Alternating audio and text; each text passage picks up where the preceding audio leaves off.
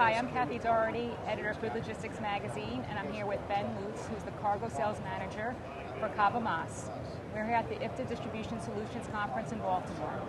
Ben, what is access control and why do we need it on our trucks? We use access control in many other situations. We use it on hotel room keys, we use it in the banks, we use it in the ATM industry.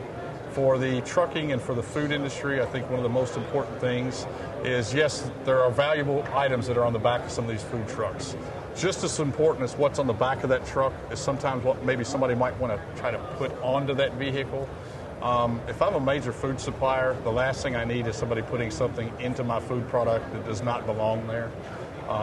That's one of the things we try to help protect against, as well as trying to protect the valuables that are on there, because just one load of tainted product does not necessarily mean it's just that load, because many times these manufacturers are making these in a lot. So I'm not just losing a trailer of stuff, I could conceivably lose several trailer loads full of stuff. What sort of security enhancement can the solution offer? It's much more than a traditional padlock or a seal that you see typically in the trucking environment today. We try to take, and we've tried to get away from the old way of thinking of this is the only way we can secure our containers. We now actually give you the same type of information that you would have on a hotel room key, for instance. When you go into your hotel, you know how long you've been in there, you know how long that key actually is going to work. They know how many times you've been in and out of there. If you've propped the door open, we take those same principles and we apply it to the back of your door. Okay. With millions of trucks crisscrossing the U.S., how can one system monitor all of them? We have various systems that we're able to use within our organization. We have permanently attached units, which is our G152 and our G154. We have portable units that look like a great big padlock that actually incorporate the same electronics as we use in our permanently attached units. We also now have a model that works in conjunction with customers' existing GPS systems.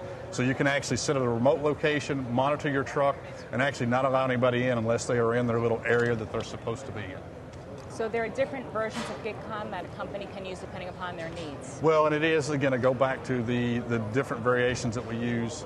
Part of what we use as far as this system, whether you're using the permanently attached models, whether you're using the portable models, we incorporate all that with a software-based system that actually allows you to have access whether you're on a standalone system or a network environment.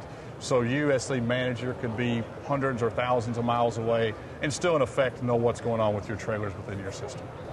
What sort of security enhancement can an electronic control system offer to users?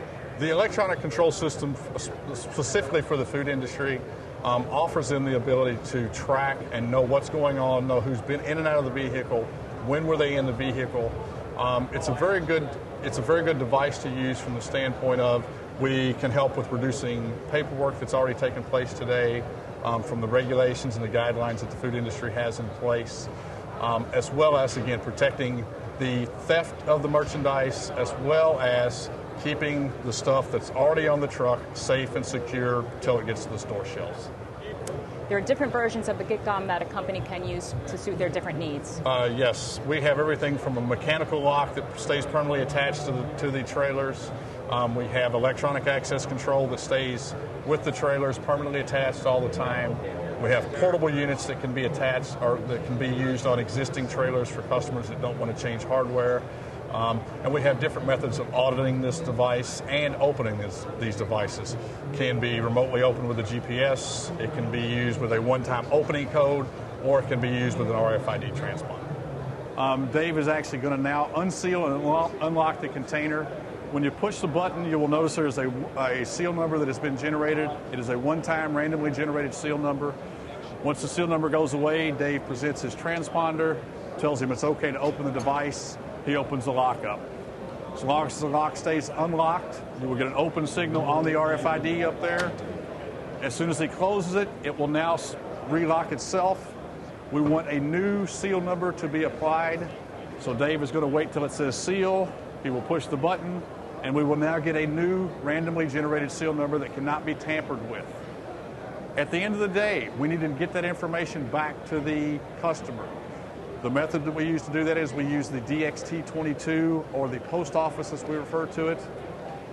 The post office will actually allow you to audit everything that the driver has done for that particular day, and any programming changes that we need to make to his transponder are also transferred once he presents his tag to the device.